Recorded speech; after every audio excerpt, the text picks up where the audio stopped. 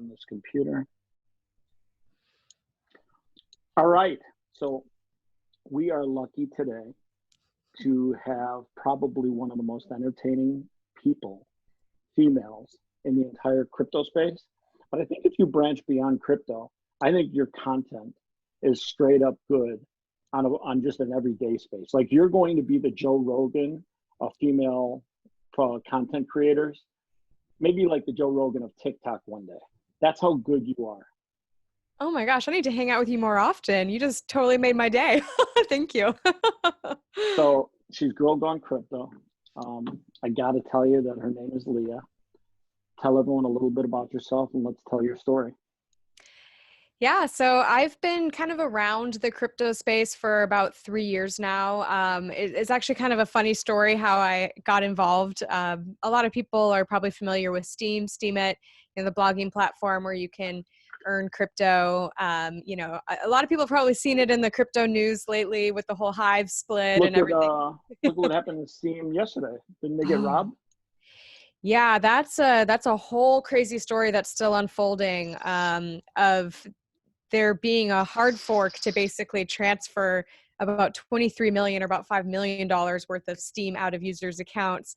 And then the account that I was supposed to go to got someone on the Hive side basically was able to hack it and send the money to Bittrex. And then I think Bittrex is sending the money back to the, Tron or the Steam witnesses. So anyway, it's still an unfolding story and it's very crazy. Only in crypto in 2020 does that story make absolute sense. I know. There's nothing strange about it whatsoever. I'm just wondering, what are there going to be lawsuits and things coming out of this? I mean, that's a lot of money to be in the crypto space. Yeah. You actually have to have a real business that has a jurisdiction and a corporation. I don't think there's a jurisdictional corporation for this whole deal. It was bought by Justin from Tron, who, by the way, I was very protective of Justin for a long time. I thought he was just a hustler and he executed and he's done some things that people should take their hats off to. Lately, he's just turned into a very sketchy, shyster, scumbag, douchebaggy kind of guy. And I think he's just going to own that persona because he can't help himself. Taking $2 million in PPP and then bragging in China about how he basically stole money from the US government. That's actually a bad idea because you can't fly back to China from what I hear. And if Trump wants to make an example of a Chinese citizen that stole money during this crisis, Justin could be the poster child for that. And he's in San Francisco basically living. So if he gets persona non grata in the States and can't go back to China, if I were Justin, I'd give that $2 million back. Yeah, one thing you said that's interesting that I've heard from a lot of people, I've got a lot of friends that are into Tron. I've personally never been a huge fan of Tron even before all of this happened, but I didn't have a lot of personal experience with Justin. But after all of this, and a few months ago, I made a video talking about how I was having my content censored on Steemit. And, it's almost funny because I still have never been censored from YouTube, but I have been censored from Steemit, which is crazy. And it was interesting to see a lot of my Tron friends reach out to me and be like, wow, my opinion of him is kind of starting to change with all of this. And so I do think there's been a little bit of a sentiment shift within the crypto community, it seems. Let's talk about one of the more positive stories about your life. I'm sitting there on Super Bowl Sunday, and before you went Knipsoid on Twitter, I literally saw the Discover commercial, and I was I did what the fuck? Like one of those what the fuck? I literally, out of the corner of my one good eye, I said, what the fuck? And I swear I knew it was you. And then I went on to Twitter and you were blowing up like crazy. Because I think everyone had that what the fuck moment all of a sudden. Mm-hmm. Talk about that. Oh gosh, that was so much fun. Just that whole experience was really wild because I actually didn't even know that I was going to be in a Super Bowl either. I just thought that it was like a Discover card commercial that they had, gotten me in, and they never told me it was a Super Bowl one. So I was So just as shocked as everyone else. you should probably let everyone that's watching this that doesn't have a clue what's going on, give them the whole story. Okay, deal. Well, we'll go from the beginning. So, we've mentioned the Steam blockchain and, blogging platform on here before. So I run a show with my sister on there called the Steam Sister Show. And we've been running it forever. It's just kind of a talk show. We hang out, we drink wine, we, just bullshit, do whatever. And somehow this big media company found us and was like, hey, we'd like to use a clip from one of your videos. It would be perfect in this commercial we're doing. And I was like, I honestly, I think the video had like 14 views. I'm like, how did you even find us? I still have no idea. But yeah, that was about a year before the Super Bowl. And now, so, you guys were both saying no, right? You were the no commercial, right? we were in the yes commercial. The yes one, okay. And the no one is the one they're running a lot like right now, right? Yeah, I think so. So they made both the yes and the no commercial. And we were in the yes one, but yeah, it was just really interesting. So I actually didn't think it was going to happen because I'd signed all these contracts and did all of this, and it'd been like a year, and I was like, hey, is anything happening? They're like, oh yeah, it is. And then I started to wonder when, like, it was like 2 weeks before the Super Bowl and they finalized all of everything, all the paperwork and everything. And I was like, The cheddar came in. yeah, exactly. Big block of cheddar came into the mail. Big block of cheese. No, and so I was like, the timing's a little interesting. Maybe it's Super Bowl, but I was like, I'm not going to get my hopes up. And then I'm watching the Super Bowl and they played the no commercial in like, the third quarter. And I was like, get out. I was like, oh my gosh, I think I'm going to be Super Bowl. So I was like watching the TV, and then fourth quarter, there you go. Crazy, huh? It's wild. And what was really kind of fun is a lot of people had the same experience you did where they were like, was that, huh? And then they go to like my social media, then they're like, okay, yeah, it was. But what was really funny to me, some of my favorite texts that I got from friends or different people or DMs were like, I think I just saw you, but I'm a little drunk right now, so I'm not sure. Because it's the fourth quarter, right? It's like almost the end of the Super Bowl. So yeah, those were my favorite. I thought those were pretty funny. So did you get a hit up on people that thought you all of a sudden landed the big one, and you're like, yo, dollar bill, y'all? Oh yeah, like my bosses at work were all like, so are you still coming in on Monday? And I was like, I don't know, maybe. We'll see. Autographs are $100. Now, on a serious side, you've earned every bit of it through hard work and consistency. And one thing that I've learned in life is if you're going to be good at something, it requires commitment. If you're going to be great at something, it requires consistency. And you have been consistent for a long time. Talk about why what's your why every single day that keeps your consistency going? Oh, well, thank you for that. And, I think for me, I really do feel genuinely excited about making content. And it's a weird thing, but I really do truly love it. And I find it to be fun and interesting. And I was even talking with a friend about this the other day because I was like, oh, I've got this idea for this, or I've got that. And, and she's like, where do you come up with all this stuff? And I was like, I don't know. It just kind of like flows out. And, you hear left people side of the brain. yeah, and I feel like I'm in flow. Like I feel like I'm like in a community that I'm really excited about, that I want to be part of. I think that's part of it too, is I genuinely believe that cryptocurrency is going to be an important part of our future. And so like I just am genuinely excited to think of content ideas and get to interview people and meet people in the space and get to be part of that. Like that to me is actually really rewarding as well. So I think it's just a combination of feeling like there's purpose, but also just feeling like just kind of being in that flow of having a lot of fun doing it too. So what are three things in the crypto space that you are passionate about? Well, I think probably the biggest one for me is, I mean, look at where our economy is at right now, right? Like not just because of all these closures and everything, but also just Give with me a the, second. Give me a second. I want to go flush the toilet real quick so I can make that sound. oh, Yeah, that's where our nice. economy's at.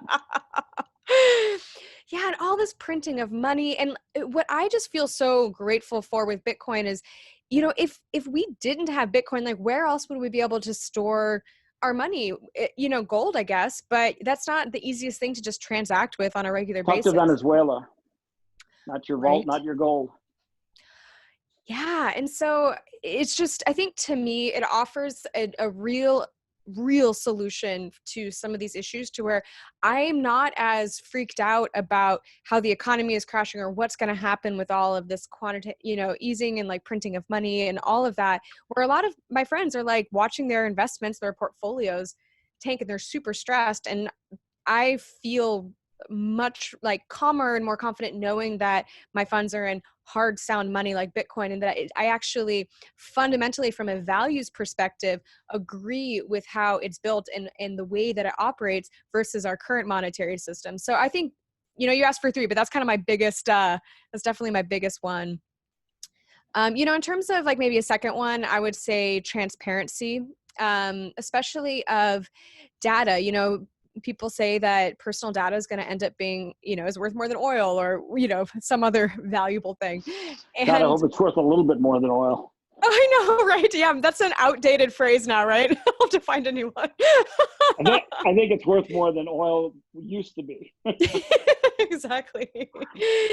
Yeah. And so, I mean, just the fact that these companies are using our data really, I mean, to sell to us, to do all these things, and we should be earning from that, or we should at least have more control over how that's used. And so I'm excited just for that aspect of the space and how Shout blockchain, out to Mark Zuckerberg, who spies on everyone. right? Oh my Literally gosh. everyone. Mm-hmm. Yeah, it's crazy. And so that's another area that I'm really excited about. And I think just in general, I guess this kind of comes, it kind of circles to my first point, but like from a just kind of values, life philosophy standpoint, I would definitely say I'm more in the libertarian voluntary kind of camp. And so for me, anything that can help limit our need for some sort of centralized governance, I am a fan of. And I really do think both blockchain technology and crypto give us tools to help get further away from that. Talking about that, I'm kind of a libertarian slash Trump supporter. I believe in. I think politics needs massive overhauling, and one of the things that crypto does that is a godsend is it takes the power of government away from our money. And you look at countries like Venezuela. I mean, that country was rich. They were rich a long time ago. And through a horrible dictatorship, the people and the currency and the country have literally been destroyed. When governments are able to dictate and decide what happens with the currency of that country, nothing good long term happens. And the beauty of Bitcoin is it is the people's money. It literally kicks out government policy. It literally kicks out government politicians who try to find unique ways to steal and thieve. I mean, like $12.5 billion was shipped to Iran, and somehow it got missing. Like pallets and pallets of dollar bills. And it disappeared, just missed. That would never happen in Bitcoin. It would be like on the blockchain. Somebody would be like, oh, it's block number this, and that's where it's at. And that's the beauty of the blockchain, and that's the beauty of crypto is when you can take the government away from your money, you got a chance in life. When you're hanging on to dollar bills from Venezuela or US even, you're really stuck with their policies, and their policies long term are never good. Well, you think about the big 2008 crash, right? Like, what could people do about it? There wasn't a whole lot to do about it. Now people have more options, and it's easier than ever to, be able to, we have so many more great on-ramps and wallets and things that are becoming more user-friendly. It's not like, you've got to go to some, meet some person in Starbucks and do some sort of deal. Like, it's quite accessible for people. And so I'm glad that we the people have more options this time around. So you know about the Satoshi's Genesis block insertion in the first block on the blockchain, right? Yeah. It was the cover of the New York Times. Remember that? I've seen stuff about that, but yeah. So it's interesting because he put that in the Genesis block. So in some way, I think he was in the United States, the creator of Bitcoin at some time. And I think he might have actually been in New York City. And I think in some ways, he was part of the crew that was in that movie. I don't know if you remember that movie. God, what was it? Steve Carell. Oh, it was one of the best movies about the 2008 disaster. It was, you know what I'm talking about? It had the guy, the savant guy who was like a genius, and they kept saying, "Hey, we were going to short the market." They were trying to short the CBDs or CDBs. I don't think I saw it. I'll have to find it. This is going to drive me crazy now. It's It's literally, if you're in crypto, it's one of those movies you literally have to watch. It will justify your pure existence.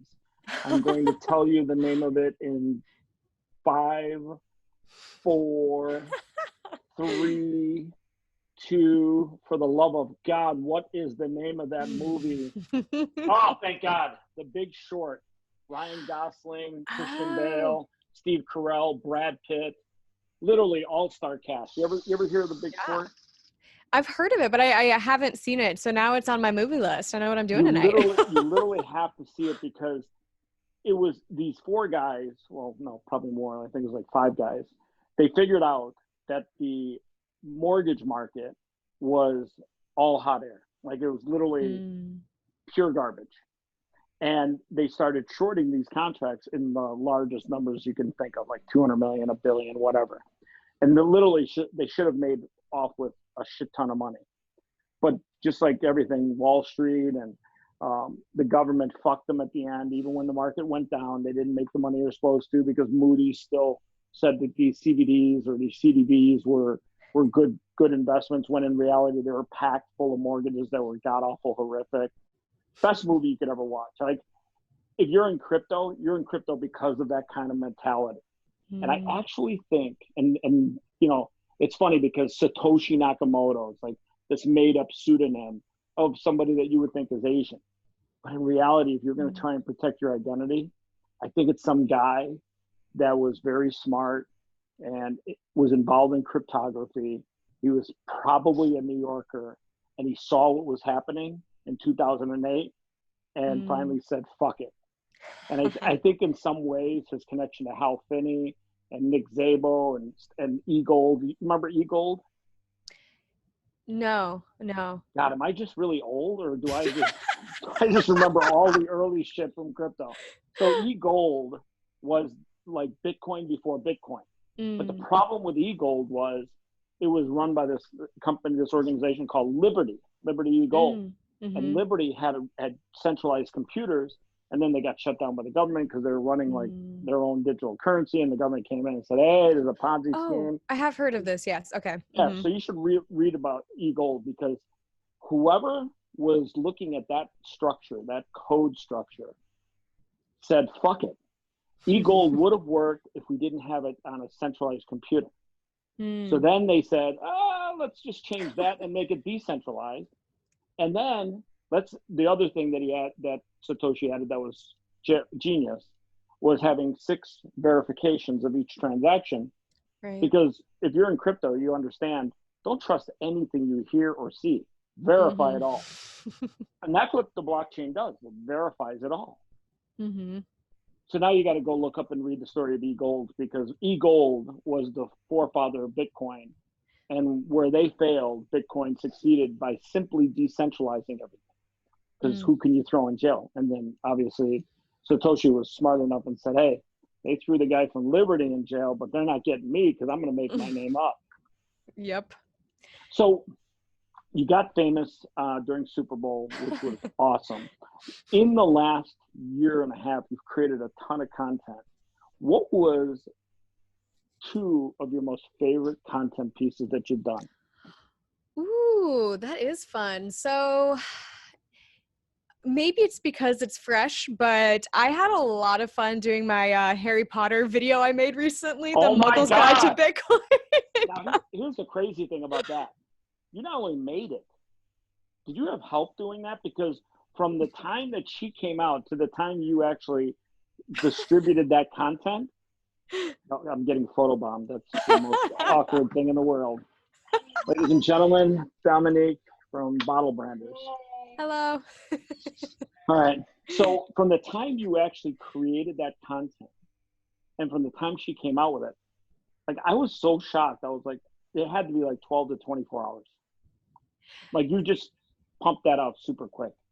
No, I appreciate that. I think that timeliness is really key with stuff like that. So, we were talking about making content and everything earlier. I do think that part of it is if you make something that's really cool that people are excited about, that is like kind of out of the box and creative. But I also think that timeliness, like if it had come out kind of after all of this was, it wouldn't have, gotten the same response. But like I dropped what I was doing and I think it took me about 3 hours in total to make the little 2-minute video. Who But helped you with that? Somebody had to help you. no, I do have everything in house. So Well, I got to tell you, the way you just pieced it all together, it was educational. It was humorous. I don't even like Harry Potter. And I was like, wow, this is like, I even get this. Like I get the whole muggle thing. And that was the way you jammed that out in the speed at which you got it out and the way it got out there. That was epic. Oh, well, thank you. Yeah, it was really a lot of fun. Because sometimes, I'll drop everything I'm doing because something's kind of a big topic and I'll make something and it like does okay. And I'm like, but like, so it's nice when that actually works out where people are excited about it too. So what's on your roadmap? What are some of the things on your horizon that you want to talk about? Yeah. So for me, it's really just, it's a continuation of the content I'm already making, but also really, I think that there's an important need for more lifestyle, fun, approachable Bitcoin and crypto related content. And so as much as I love doing all the interviews that I do on my YouTube channel and, getting to meet different thought leaders and CEOs and founders of these different crypto companies, like I love that.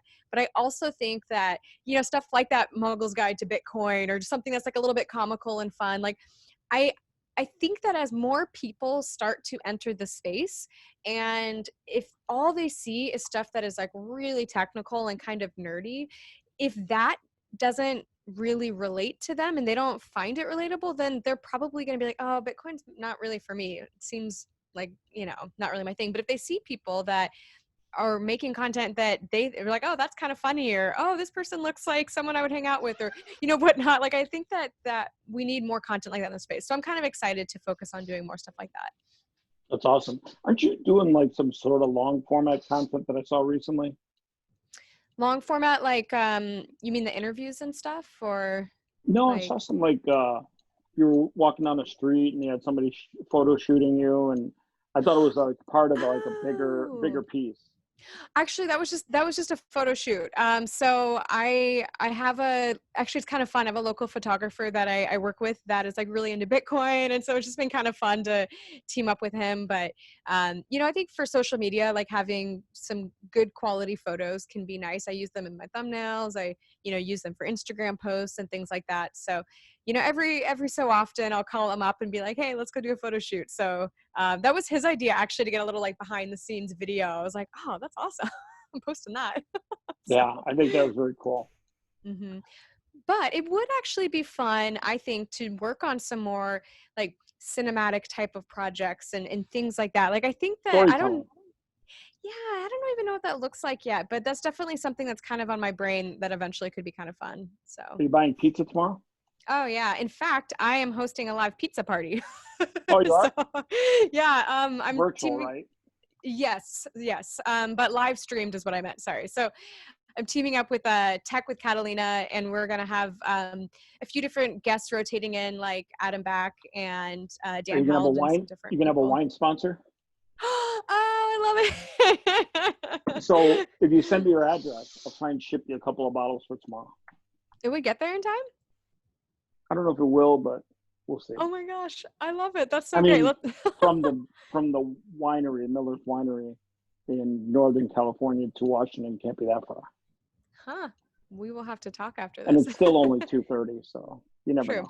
know. So tell everyone a little bit about why tomorrow is a big pizza day in the crypto space.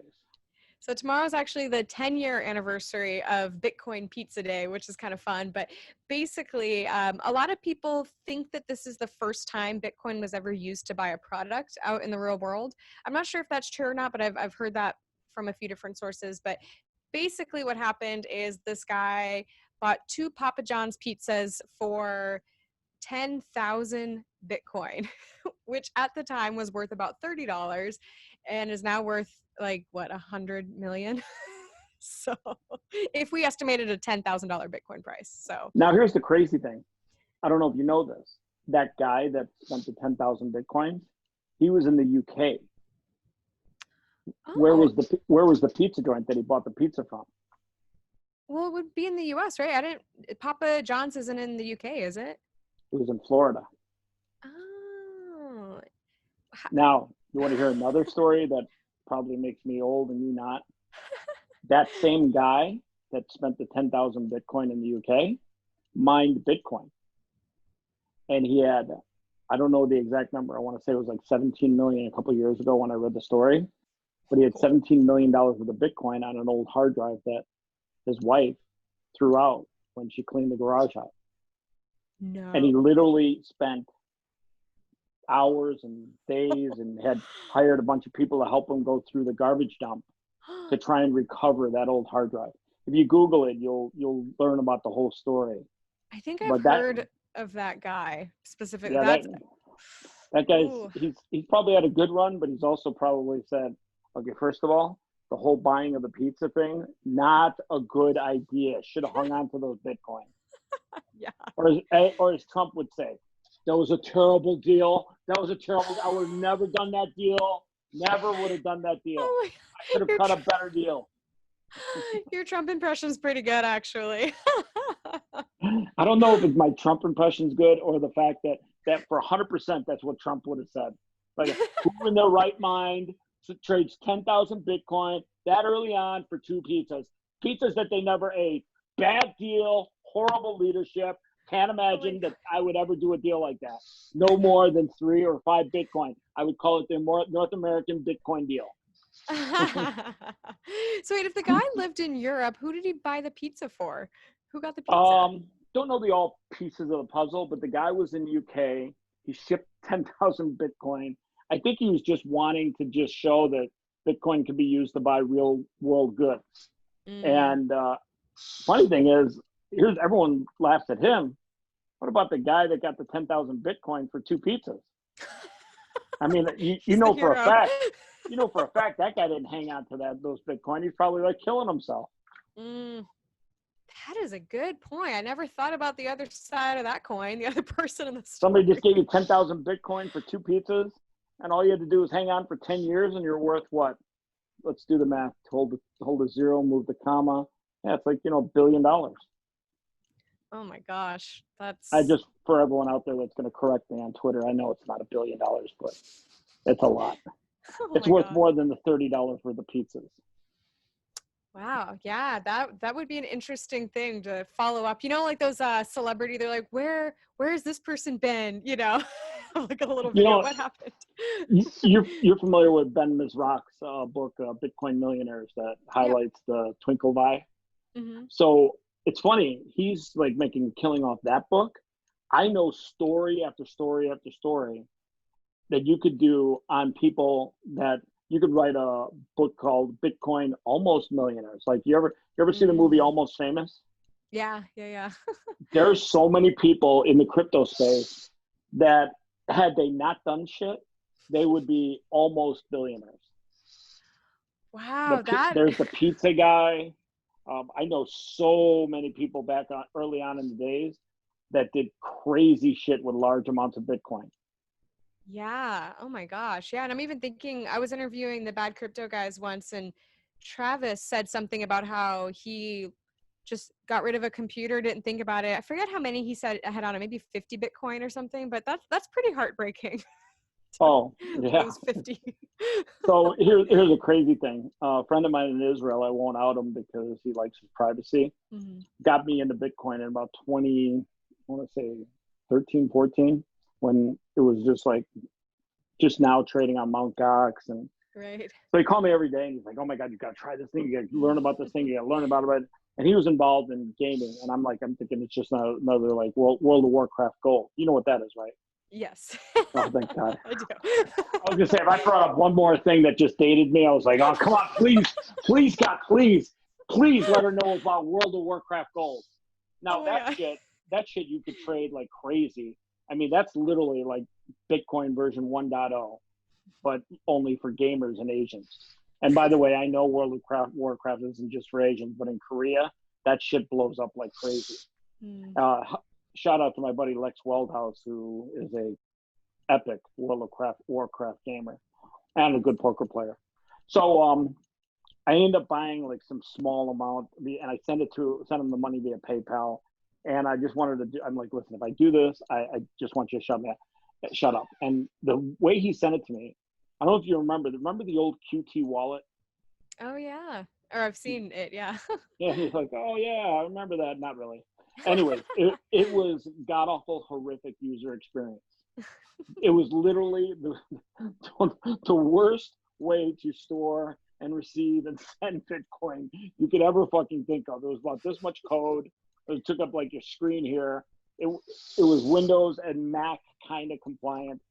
So I ended up getting it, and I'm looking at this thing. I'm like, holy fuck, this is the worst UI I've ever seen in my life.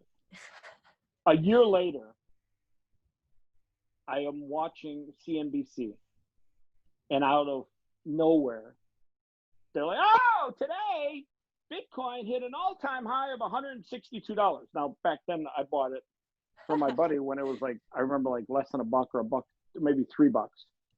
And I'm like thinking to myself, I'm like, holy shit, I got a shit ton of that stuff somewhere. Go grab like an old laptop computer, find it. And I'm like, oh, I hear the angels singing in the background.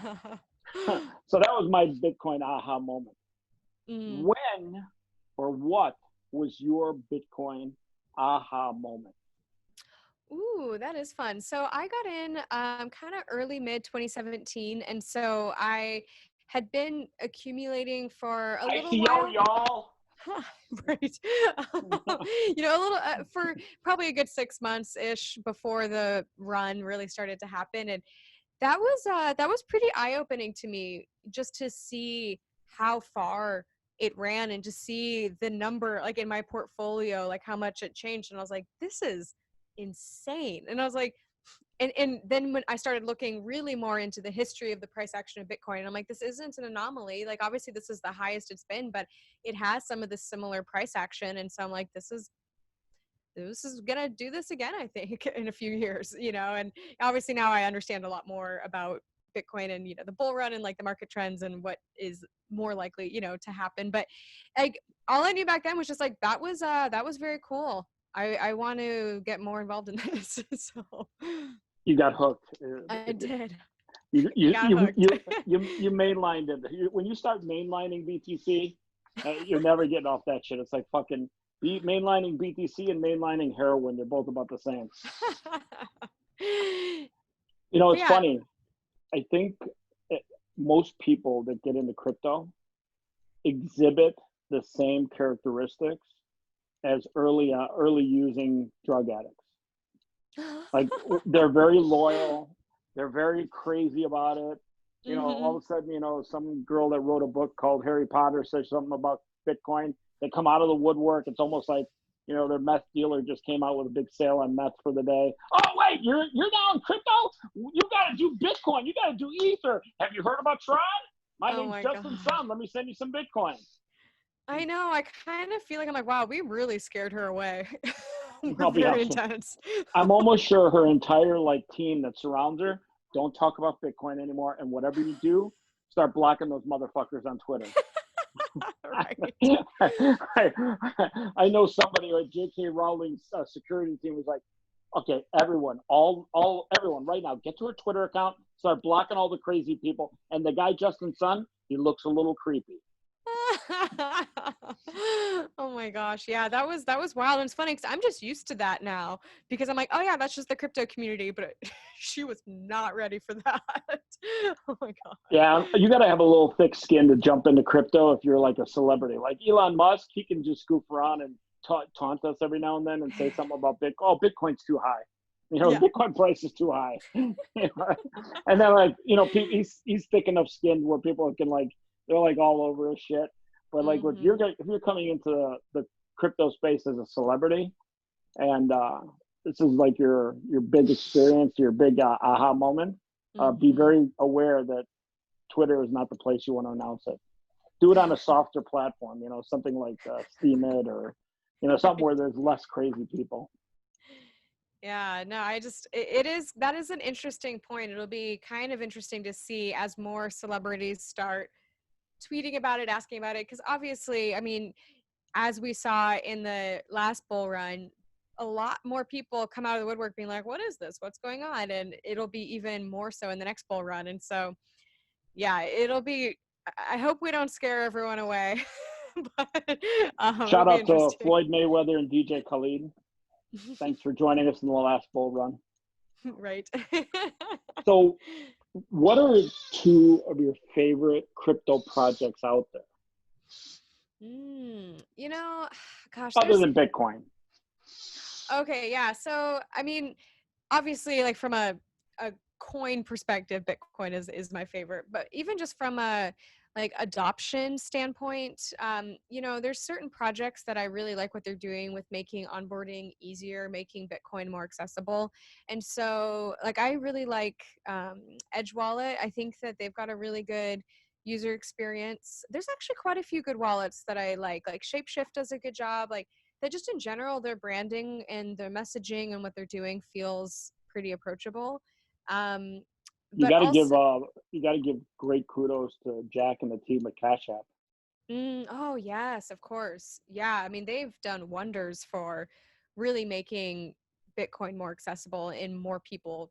I mean, what did they say? I forget. I saw something about how like the majority or a good percentage of their transactions were in Bitcoin last year, like for their entire. Well, last quarter they did $178 million in profit from their Bitcoin transactions. Yeah, So that's wild. probably they're pushing $1 billion a year in purchases from the Bitcoin marketplace. Yeah, I mean that's mad props, right? Like they're doing something right.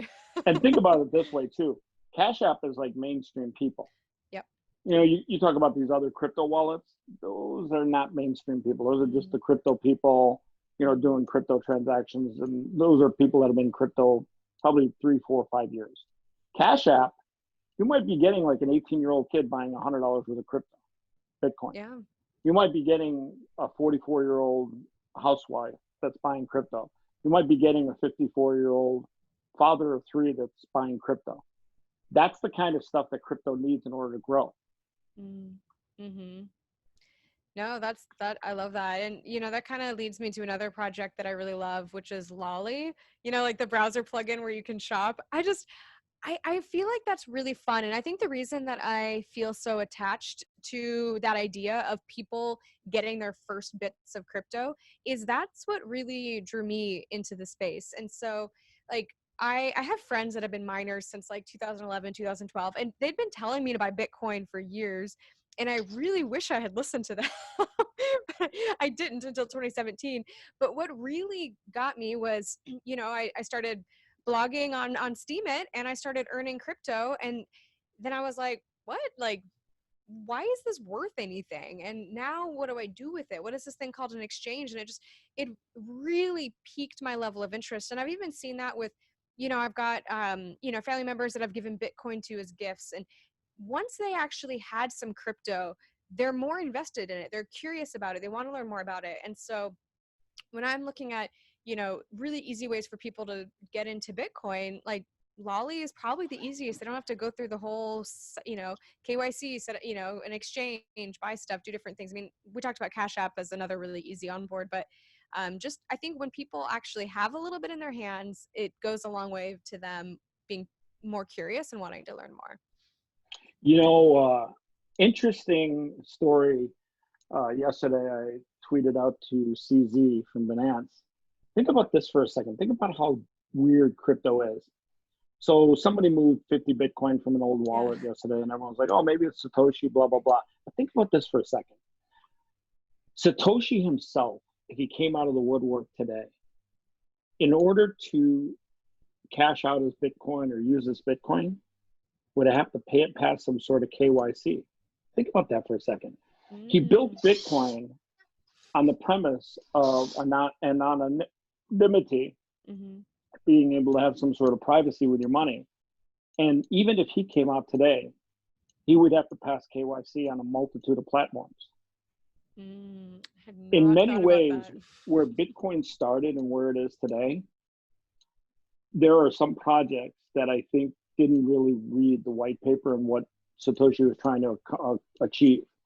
And I think that the projects that stay decentralized, that give people their privacy and all the things that Bitcoin always wanted to achieve, those are the projects that I think will boom in the next 5 to 10 years. And all the projects that are mainstream and centralized, especially the ones that are centralized, anytime you centralize something, there are so many talented hackers out there that you're almost saying, I dare you to steal this money. And it happens. I mean, we've seen massive hacks. Even recently, one of the DeFi projects got hacked because their code was basically cut and paste from another platform, which, by the way, just FYI, if you're going to do something in the crypto space, don't cut and paste. Better to create. Just a bad idea. Yeah, no, that's a really interesting, kind of projection on what it could look like. Are we going to kind of come back to this, like, really valuing decentralization? Not saying we don't now, but you're definitely seeing more projects that have come into the space that have, components of centralizations within them. And so is that a trend that'll continue? Is there room for both in the space? Will we start moving back to decentralized? Those are all good questions. I'm going to make a prediction that we'll circle back on. One of the biggest things that's going to happen in the crypto space is not decentralized cryptocurrencies, but a lot of these, what I call pegged tokens, where they're pegged to the USD. I don't know, what's the other word that they use for those? Like stable coins? Stable coins, which is, by the way, kind of a bad term, and I'll tell you why. If you say that you're a stable coin, there's nothing really stable about your coin. It does fluctuate in value. But because you're holding on to the stable coins, let's say an employee someday all of a sudden hacks your system or does some sort of stupid thing where he gets SIM swapped and somebody gains access, your coin's not stable. Stable coins have all the risk in the world because they're centralized. But I think what we're going to see is these pegged coins, where they're pegged to a currency, or they're pegged to gold, or they're pegged to the S&P 500. And I think we're going to see the tokenization or the crypto currencyization of almost everything being pegged. Look at gift cards for a second. When you now go into a store, by the way, the one thing out of America 2.0 post COVID-19 that is absolutely 100% sure, there is a death warrant on paper cash. I go into Whole Foods one day and there's a big sign at the register. We don't take your stinking fiat paper cash anymore. Now, it didn't say exactly that, but nobody wants to touch the dollar bill, y'all. The dollar bill, y'all, it's going to go digital. We ain't going to see this shit anymore. This stuff is going to go away. because then you lose that anonymity and fungibility there. So that's interesting too. But that's a good Yeah. prediction. I think you're probably right. Well, this is the crazy thing. People think cash is anonymity, but for example, when I go to my bank and I deposit cash from whatever, playing poker or just whatever, I've got a large sum of cash. I literally have to give them the entire background of why I'm depositing $14,000 cash. And then while I'm doing it, this person behind the 6 inches of glass is sitting there writing notes. And I'm kind of like trying to look, and it says suspicious activities report. And I'm like, yo, girl, what are you doing? There's nothing suspicious here. I'm just putting cash in my bank account. And I know she's sending that to like 12 other people that are going to be like, what the fuck? He deposited cash? Right. And that's the thing about crypto that solves. One of the things that Bitcoin really does well is you can send a large sum of money to someone, and you don't have to give 14 explanations to some human being at a bank who's going to give you some sort of judgment eyeball, and you're like, yo, what? I'm sending it. It's cash, Right. And that's the thing that crypto really does well, and I believe will continue to do well. Yeah, that's a good point. You're right. I'm not often, trying to deposit large sums of cash to my bank, but I have had things before where I think I had a couple grand and I had to wait till the manager was free and do this and that. And I'm like, really? Like, this is nothing crazy here. You get, and here in Vegas, like you get anything where like you're depositing 4 or 5 grand cash for whatever reason. Oh, give us a second. We have to go get, I can't do this because I'm just, an idiot, but I'm going to go get my manager who's not an idiot, but they're going to look over my shoulder and act like not an idiot. And then they're going to eyeball you and ask for like a serious story about this because, it's cash. You're putting that cash into this digital bank account. So, we don't like when cash comes in the door. But if I get a bank wire for like 180 grand or 50 grand or whatever, nobody fucking asks you a question. Maybe they like put notes in your account or something, but but when you go into a bank, a branch, and you whip out that nasty cash, it's like, oh, whoa. Give me 1 second. My manager's at the drive-through. She'll have to watch me taking this cash. I can't touch that. No, don't push it under the glass. Do not, sir, put that. It has to go the other way of the glass. You can't push it through. Oh my God. Like people are fearful of that stuff. They're like, no, it's cash. Wait a second. And then you get the, hello.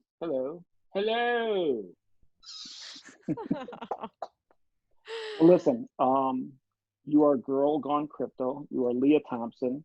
You are massively talented. You are putting out amazing content. You are hustling. You are grinding. You are working all hours of the day. You are going to be a superstar in the coming years, or I'm dead wrong.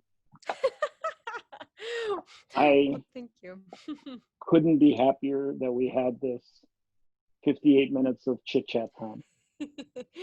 Well, thank you so much for all of those kind words, but also just having me on your show. And it was nice to get to hang out. I feel like we've been chatting on Twitter forever, and so it's always nice to get to finally put like a face to the name and just have an hour to hang out and chat. So I really appreciate it. That's the guy with the dry humor and all the gifts. Right. It's like, yeah, sometimes it's like I get the joke and then it's like, oh yeah, it was funny later. Hey, so where can people find you? Yeah, so if you just look for Girl Gone Crypto pretty much anywhere online, you'll find me. I'm really active on Twitter, girlgone_crypto. I've got my YouTube channel as well, but that underscore fucks you every time, right?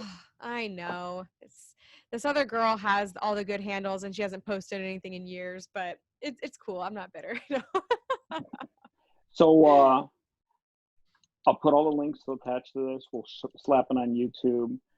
There probably won't be any muggle graphics added to it, which is a testament to your skill set. Is that your logo or something embedded in this thing in the background? The girl with the Bitcoin lines? Mm-hmm. Now, by the way, interesting project that was thrown my way recently that's coming out. Personal tokens, fan tokens.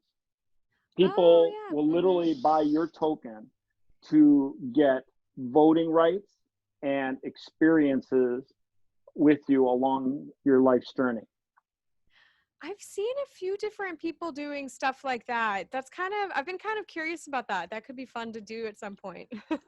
I think it's going to be interesting to see how that takes off, and I'll tell you why. If the U.S. government can print money like there's no tomorrow, why not print your own digital currency as a human being and link that to something? By the way, Preston, do not tweet at me yet.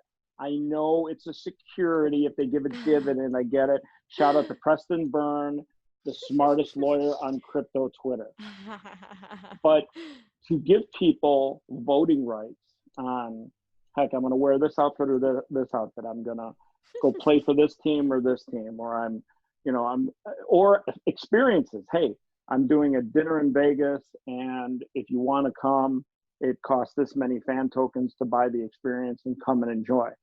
Yeah. Those type of things are the things that I think crypto does really well.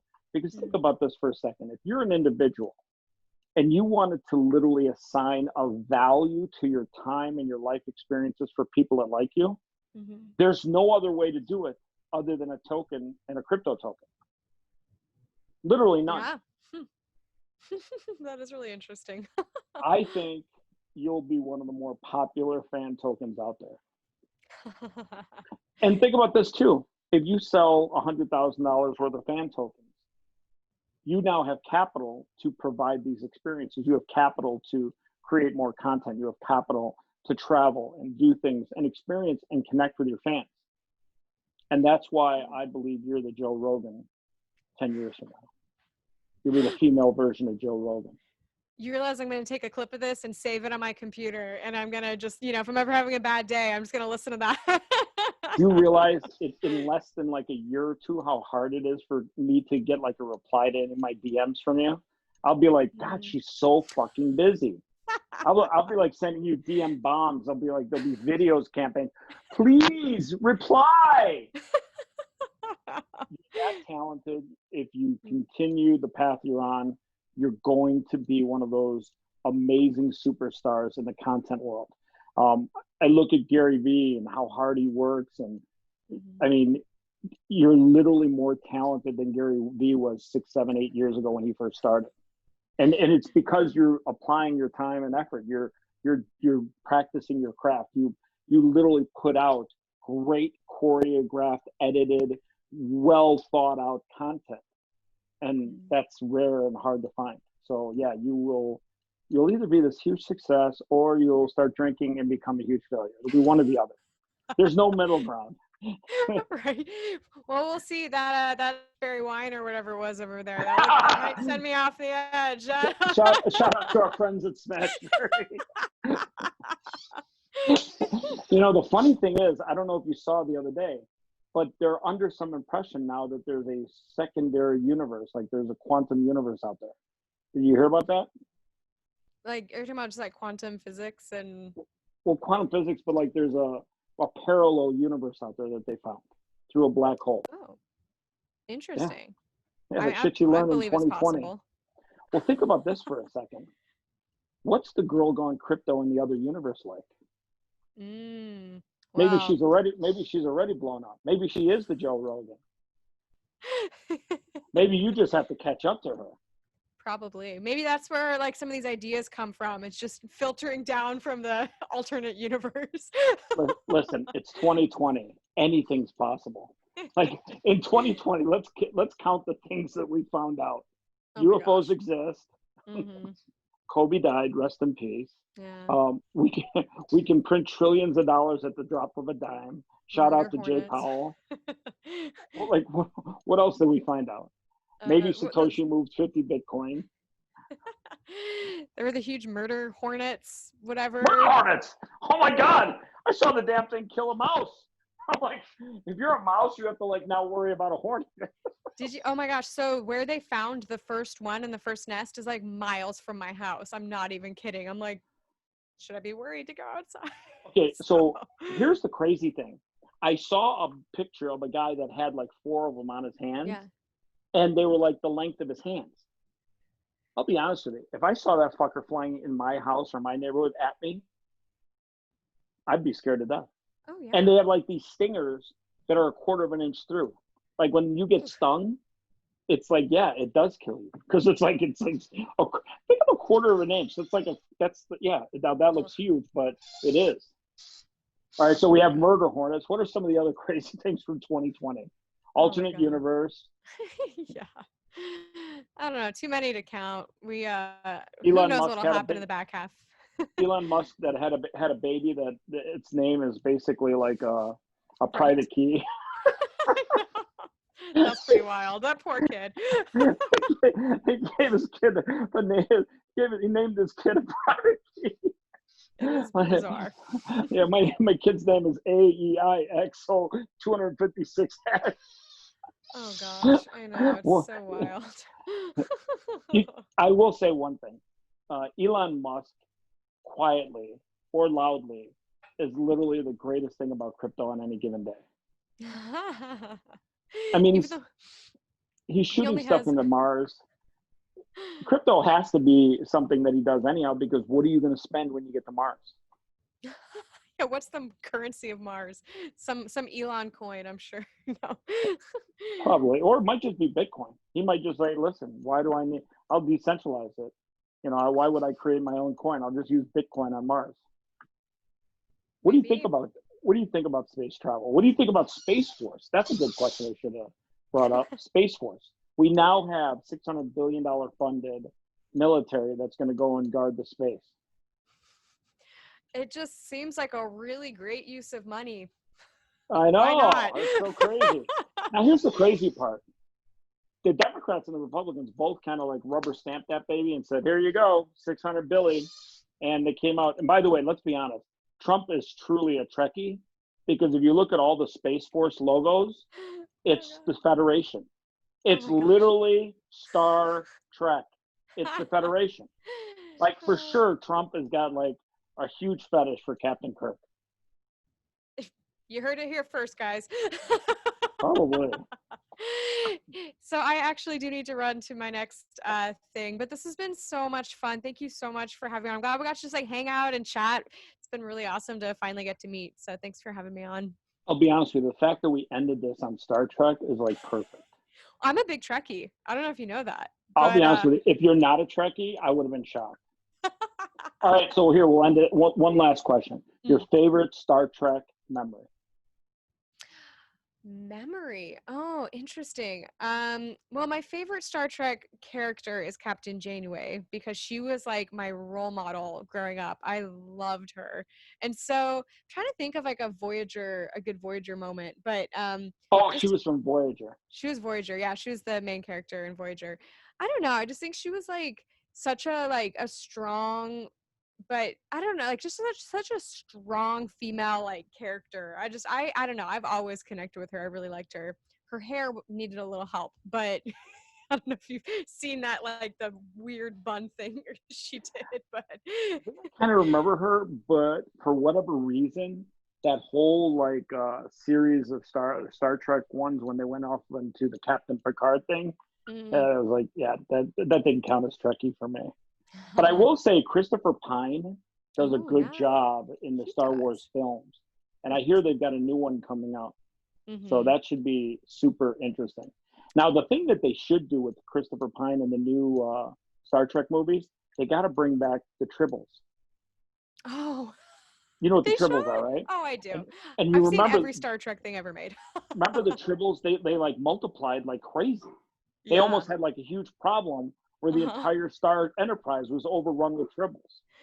Yeah, and in yeah, because they brought them into that series too, and then didn't they have DS9 had a Tribbles something? I Probably. think. Yeah. If Tribbles were a token or a crypto in the crypto world, what crypto would they be? Oh my gosh. So wait, what are the attributes of a Tribble? Cute, They. fuzzy, and they multiply like crazy. Oh my god. It has That to be is. Crypto Kitties. Oh yes, of course. Thank you for saving me. I was like, It has to be. that's the obvious answer there.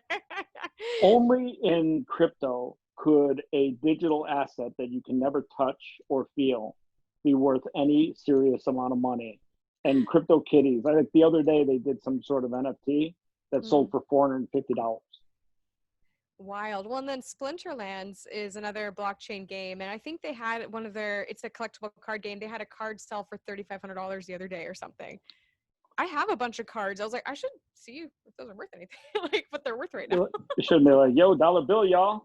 I know. All right. Hey, Leah, you're the best. Keep doing what you're doing. I have much respect for all the work you're putting out there. Your work ethic is second to none. Oh, well, thank you so much again, Chris. This has been really, really fun. Peace out. Bye.